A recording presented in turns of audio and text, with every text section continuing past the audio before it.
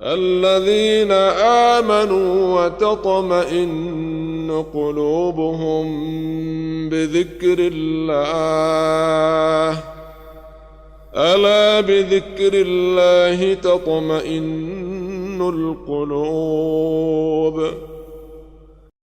بسم الله الرحمن الرحيم. الحمد لله والصلاة والسلام على رسول الله وآله وصحبه ومن اهتدى بهداه. أما بعد. So we finished a particular set of athkar to be said after the salam and concluding the prayer. What else? Well, the sunnah is, as everybody knows, to read the mu'awwidhat.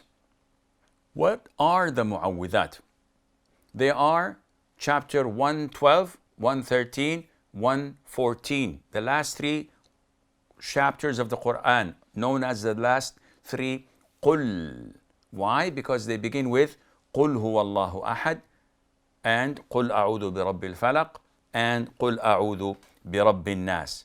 So the sunnah is to recite each once after all 5 daily prayers. Oh, can we recite them after voluntary prayers, the sunnah prayers? Nope. Only after the fard. All the athkar we've mentioned earlier in the previous episodes are to be mentioned after the fard. You don't mention them after Salatul Janazah, the funeral prayer, or the rawatib, the voluntary, highly emphatic recommended prayers, or the witr, etc. These are only for the 5 daily prayers. What else? We also recite Surat or Ayat al-Kursi. What is Ayat al-Kursi? Oh, it is verse number 255 of chapter 2, Surah Al-Baqarah. What is the significance of it? It is the best ayah in the entire Quran. The best ayah? Yes, this is what the Prophet ﷺ told us, which indicates that the verses of the Quran vary in their importance. The greatest of them all is Ayatul Kursi. So what's the greatest of all chapters of the Quran? It's chapter number 1, Surah Al-Fatiha. So what is Ayatul Kursi? As you can see, الله لا إله إلا هو الحي القيوم لا تأخذه سنة ولا نوم له ما في السماوات وما في الأرض من ذا الذي يشفع عنده إلا بإذنه يعلم ما بين أيديهم وما خلفهم ولا يحيطون بشيء من علمه إلا بما شاء وسع كرسيه السماوات والأرض ولا يؤوده حفظهما وهو العلي العظيم. Allah, none has the right to be worshipped but He, the ever-living, the self-sustaining, and the sustainer of all. No slumber can seize Him, nor sleep. To Him belongs whatever is in the heavens and the earth, on earth. Who is He that can intercede with Him except with His permission? And He knows what will happen to His creatures in this world and in the hereafter. Nor shall they encompass anything of His knowledge except that which He wills. His kursi extends over the heavens and the earth, and He feels no fatigue in guarding and preserving them. And He is the Most High, the Most Great.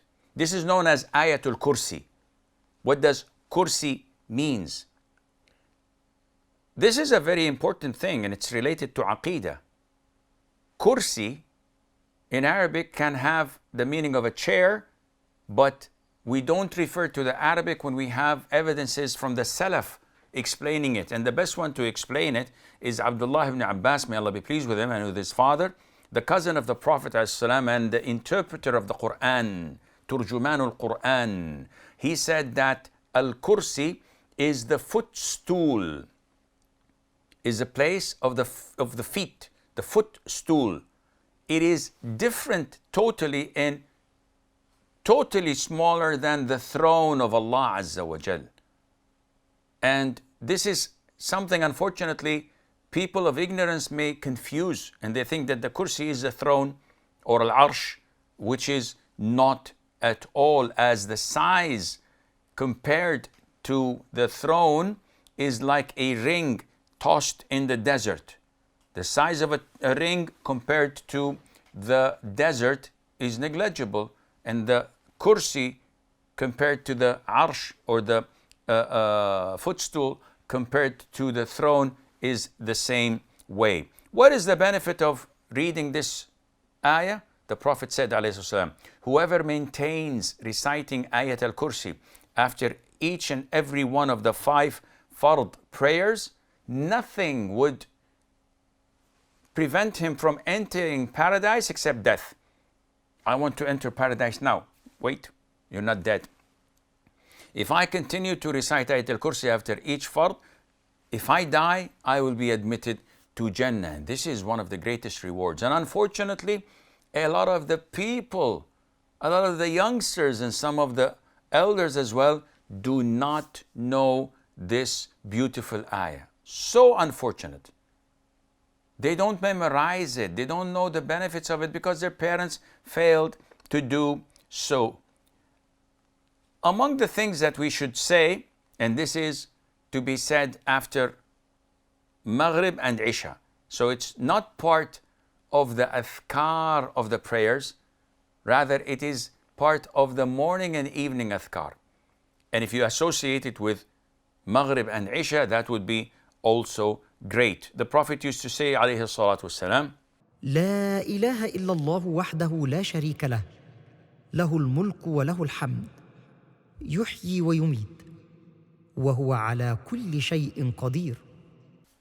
none has the right to be worshipped except Allah alone, without any partner. To him belongs all sovereignty and praise. He gives life and causes death, and he is over all things omnipotent.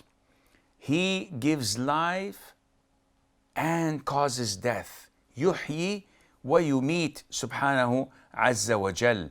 And he's the one who does not die ever. So saying this is definitely 10 times, that is, saying it 10 times, not once, after or during the athkar of the morning and the evening, has great significance to us with the grace of Allah Azza wa Jal. And we conclude with the following hadith or dua that the Prophet ﷺ used to say. اللهم إني أسألك علما نافعا ورزقا طيبا وعملا متقبلا. He used to say, O Allah, I ask you for knowledge which is beneficial. I cannot learn without him teaching me. So I'm asking, Allahumma as'aluka ilman nafi'an. I ask you beneficial knowledge, not any knowledge, something that would benefit me. And sustenance, which is good. So I need rizq from Allah Azza wa Jal. And sustenance, provision, is divided into 2 types.